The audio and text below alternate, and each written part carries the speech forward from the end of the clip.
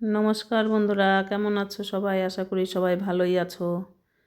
তো দেখো, সব সবজিগুলো কাইটটা ধুইয়া নিছি।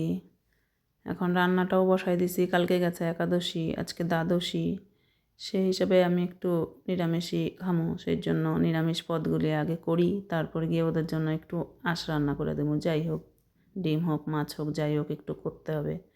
কেননা আমার কর্তা আবার উনি নিরামিষ খুব একটা পছন্দ করে না, খাবে অল্প কিন্তু একটু লাগবে। যাই হোক, তো চলো রান্নাটা দেখাই। রয়েছে ভাত, এই যে পালং শাকের তরকারি, শিম আলু বেগুন বড়ি দিয়ে, আর নতুন আলু মটরশুঁটি দিয়ে ধনেপাতা দিয়ে তরকারি করলাম।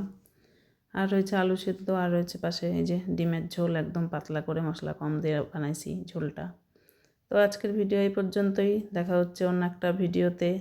ততক্ষণ তোমরা সবাই ভালো থাকবা, সুস্থ থাকবা। চলো টাটা, বাই।